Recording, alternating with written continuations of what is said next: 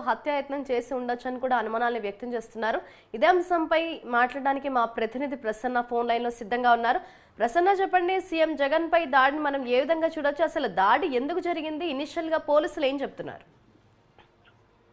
మొదలు నిన్న రాత్రి విజయవాడ సింగ్ నగర్ లో ఈ రాళ్ల దాడి జరిగింది. అంటే ఒకే రాయి జగన్ కంటి పైభాగానికి తగిలింది. దాంతో కొంత గాయమయ్యి మళ్ళీ ఆ తర్వాత యాత్ర కొనసాగించడం, డాక్టర్ల సూచన మేరకు గవర్నమెంట్ హాస్పిటల్ వచ్చి చెక్ చేయించుకోవడం జరిగింది. అయితే ఇక్కడ మొదట కొన్ని పువ్వులు విసిరారు. తర్వాత పువ్వులతో పాటే రాయి కూడా వచ్చి పడిందని అక్కడ ఉన్న ప్రాథమిక సమాచారం ప్రకారం మనకు అర్థమవుతుంది. ఒక చిన్న సైజులో ఉన్న రాయి డైరెక్ట్ గా వచ్చి తగలడం వల్ల గాయమైంది. అది కొంచెం కింద తగిలింటే కంటికి కూడా కొంచెం ప్రమాదమయ్యే పరిస్థితి అయితే మనకు వచ్చింది. అయితే పూర్తి స్థాయి నివేదికని పోలీస్ కమిషనర్ సిద్ధం చేస్తున్నారు. అసలు ఆ టైంలో పవర్ కట్ ఎందుకు జరిగింది? 2-3 సార్లు అప్పటికే సింగ్ నగర్ ప్రాంతంలో కరెంట్ పోయిన పరిస్థితి ఉంది. ముఖ్యమంత్రి యాత్ర చేసే టైంలో కరెంట్ పోవడానికి గల కారణాలేంటి? సింగ్ నగర్ లో కరెంట్ ఎందుకు పోయింది? కరెంట్ పోయినప్పుడు సెక్యూరిటీ వాళ్ళు కూడా ముఖ్యమంత్రికి ఎందుకు సూచనలు ఇవ్వలేదు? ఈ యాంగిల్లో కూడా కొంత విచారణ జరుగుతున్న పరిస్థితి అయితే మనకు కనిపిస్తుంది. కేంద్ర ఎన్నికల సంఘం కూడా ఈ విషయాన్ని సీరియస్ గా తీసుకుంది. ఆంధ్రప్రదేశ్ సీఈఓ కూడా తీసుకున్న వెంటనే డీటెయిల్ రిపోర్ట్ ఇవ్వాలని పోలీస్ కమిషనర్ కూడా ఆదేశించడం జరిగింది. జనరల్ గా 15 రోజుల నుంచి జగన్మోహన్ రెడ్డి బస్సు యాత్ర చేస్తూనే ఉన్నారు. కొన్ని సందర్భాల్లో రాత్రి 7-8 గంటల వరకు కూడా రోడ్ షోలు నిర్వహిస్తున్నారు. అయినప్పటికీ ఎక్కడ ఎలాంటి ఇన్సిడెంట్ జరగలేదు. విజయవాడ వచ్చిన వెంటనే సింగనగర్ ప్రాంతంలో పర్యటించడం, అక్కడ పవర్ కట్ జరగటం, ఆ టైంలో పువ్వులతో పాటు ఒక రాయి వచ్చి తగలటం, ఇది కూడా కొంత అనుమానానికి దారితీస్తున్న పరిస్థితి అయితే మనకి కనిపిస్తుంది. ఎందుకంటే రేపటి నుంచి ఎన్నికల ప్రచారంలో భాగంగా ఇంకా రాత్రి 9-10 గంటల వరకు కూడా రోడ్ షోలు నిర్వహించాలి ఎన్నికల ప్రచారం టైం వరకు. మరి ఇలాంటి టైంలో సెక్యూరిటీ ల్యాప్సెస్ లేకుండా చూసుకోవాల్సిన బాధ్యత కూడా ప్రస్తుతం మనకు కనిపిస్తుంది. కాబట్టి ఉన్నతాధికారులు ప్రత్యేకంగా దీని మీద దృష్టి పెట్టిన పరిస్థితి అయితే మనకి ఉంది. మాధురి, యాత్ర టైంలోనే పవర్ కట్ కి సంబంధించి మనం ఏ విధంగా చూడొచ్చు? అలాగే పవర్ కట్ కు సంబంధించి అక్కడి స్థానికులు కావచ్చు, అలాగే పవర్ కట్ కి సంబంధించి విద్యుత్ అధికారులు ఏమంటున్నారు? అంటే జనరల్ గా ఇటువంటి టైమ్స్ లో, అంటే సమ్మర్ లో ఏమైనా పవర్ కట్ తీస్తున్నారా, లేకపోతే నిన్ననే ఇటువంటి ఘటన జరిగింది అని అనుకోవచ్చు అంటారా?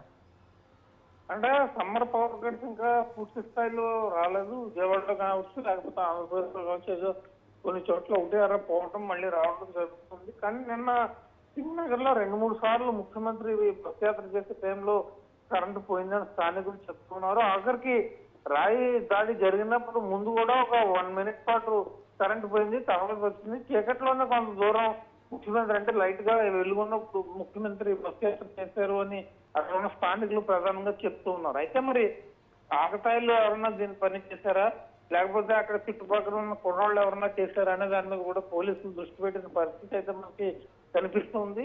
ఒక వ్యూహాత్మకంగా దాడి జరిగిందా లేదా అనేది సాయంత్రం వచ్చే డీటెయిల్ రిపోర్ట్ ప్రకారం జరుగుతుంటుంది. ఎందుకంటే ఇలాంటి బస్సు యాత్రలు జరుగుతున్నప్పుడు ఓపెన్ టాప్ లో నాయకులందరూ కూడా ప్రయాణం చేయాల్సిన పరిస్థితి. ఇవాళ జగన్మోహన్ రెడ్డి అవచ్చు, లేకపోతే చంద్రబాబు, పవన్ కళ్యాణ్, వీళ్ళంతా కూడా ఓపెన్ టాప్ లోనే ఎక్కువగా రోడ్డు షూట్ కానీ బస్సు యాత్రలు కానీ చేస్తూ ఉన్నారు. ఇలాంటి టైంలో సెక్యూరిటీ అనేది చాలా ఇంపార్టెంట్ ఆస్పెక్ట్ గా మనం చూడాలి.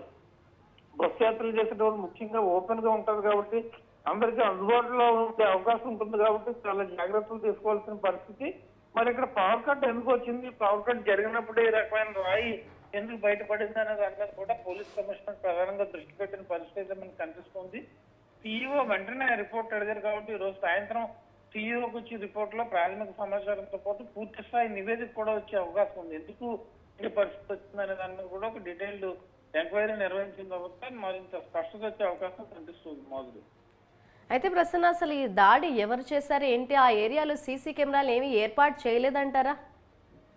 అంటే సింగ్ నగర్ ఏరియాలో 1-2 సీసీ కెమెరాలు ఉండొచ్చు, కానీ ఇక్కడ డైరెక్ట్ విజువల్ రాయి దాడి జరిగిన విజువల్ కనపడింది. అయితే రాయి ఎక్కడి నుంచి పడింది, ఏ యాంగిల్ పడింది అనే దాని మీదే ప్రస్తుతం క్లారిటీ రావాల్సింది. ఎందుకంటే అది జనరల్ గా వైసీపీ నేతలు ప్రతిపక్షాలు దాడి చేశాయి, టీడీపీ నేతలు అలర్ముకులు దాడి చేశాయని ప్రతిపక్షాలు విమర్శిస్తూ ఉన్నారు, అధికార పక్షం కూడా విమర్శలు చేస్తూ ఉంది. అయితే ఇది రాజకీయ పరమైన విమర్శలు మాట ఎలా ఉన్నా కానీ ఒక ముఖ్యమంత్రి మీద రాయి విసరడం అనేది ఒక మామూలు విషయం కాదు. అది సెక్యూరిటీ లోపం కావచ్చు, లేకపోతే ముఖ్యమంత్రి వ్యక్తిగత భద్రతా సిబ్బంది లోపం కావచ్చు, ఇతరత్ర ఏదైనా జరిగే పరిస్థితి ఉంది. ఆ రాయి కొంచెం గట్టిగా తగిలితే కంటికి కూడా ప్రమాదం వచ్చే పరిస్థితి కనిపిస్తుంది కనుక అసలు ఇది ఏ యాంగిల్ నుంచి ఎక్కడి నుంచి విసిరిన పరిస్థితి కనబడుతుంది. వాళ్ళ టార్గెట్ ఏంటి ప్రధానంగా? ముందు కూడా ఇలాంటి రోడ్ షోలు ఎక్కువ చేయాల్సి ఉంది కాబట్టి సెక్యూరిటీ పరంగా ఇంకా ఎలాంటి జాగ్రత్తలు తీసుకోవాల్సి ఉంది, వీటన్నిటి మీద కూడా దృష్టి పెట్టాలి. అయితే సింగనగర్ ఏరియాలో కరెంట్ పోయిన తర్వాత జనరల్ గానే సింగనగర్ ఏరియా అంటే కొంచెం మాస్ ఏరియాగా ఉంటుందని జనరల్ గా అభిప్రాయం వ్యక్తమవుతుంది. కాబట్టి అలాంటి ఏరియాలో దాడి జరిగితే అది ఆగతాయిలు ఎవరైనా దాడి చేసిన పరిస్థితి మనకు కనిపిస్తుందా, లేకపోతే వాంటెడ్లీ టార్గెట్ చేసి దాడి చేసిన పరిస్థితి కనిపిస్తుందా అనేది నివేదిక వచ్చిన తర్వాత పూర్తి స్థాయిలో సమాచారం తెలిసే అవకాశం అయితే ఉంది. Madhuri. Right, thank you Prasanna.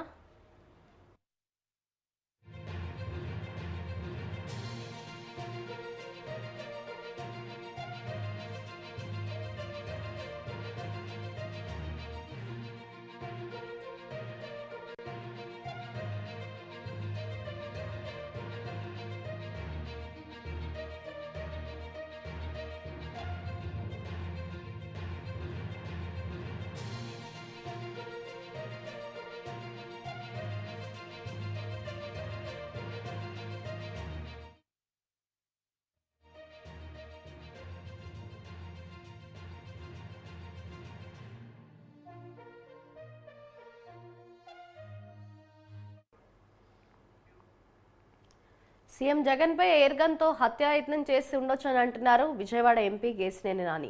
Sound విన్నానని చెబుతుండడంతో సీఎంపై హత్యాయత్నానికి ఎయిర్ గన్నే వినియోగించి ఉండవచ్చని బలంగా సందేహాలు వ్యక్తమవుతున్నాయి.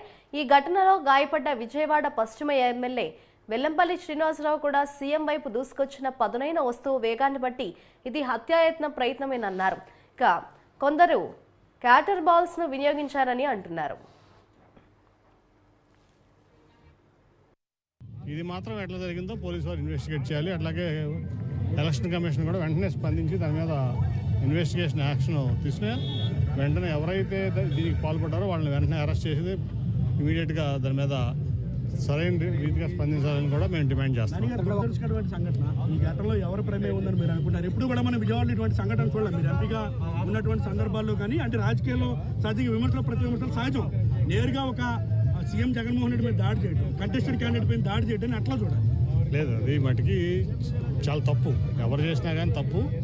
ఎవరు చేశారు ఏంటి అనేది మాత్రం పోలీసులు వెంటనే ఇన్వెస్టిగేట్ చేసి ప్రాపర్గా చెప్పాలి. నాకు తెలిసి అయితే ఇది ప్రతిపక్షాల కుట్ర కోణంగా నేను చూస్తున్నాను. సరే, అంటే ఇప్పుడు రోజు రోజుకు పెరుగుతున్న ఆధారంతో ఈ యాత్రను ఏదే విధంగా కుట్రలతోటి అడ్డుకోవాలనే ఈ ఉద్దేశంతో ఈ దాడికి పాల్పడినట్టుగా భావిస్తున్నారు. చూడండి, ప్రజాస్పందన చూసిన తర్వాత జగన్మోహన్ రెడ్డి గారు మీ అధికారంలోకి రాకుండా ఎవరు ఆపలేరు. సో ఎవరైనా కుట్రలు చేసినా ఇవాళ జగన్మోహన్ రెడ్డి గారు ఇంతకంటే ఇంత ముందు కంటే కూడా ఎక్కువ సీట్లతో మళ్ళీ ప్రభుత్వాన్ని ఫామ్ చేయబోతున్నారు. దాంట్లో ఎటువంటి సందేహం లేదు.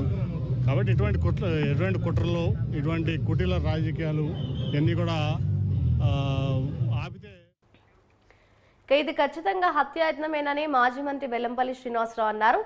ఆ వస్తువు పదును వేగం చూస్తే ఇదే అర్థమవుతోందని వ్యాఖ్యానించారు.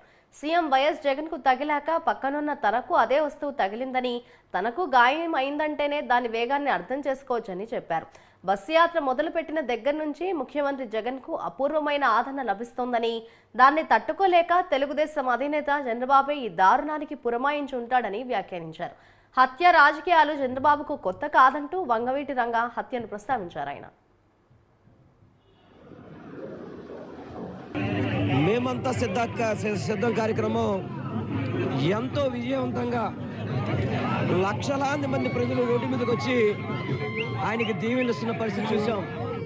సాయంత్రం 4:30 నుంచి ఇప్పటి వరకు కూడా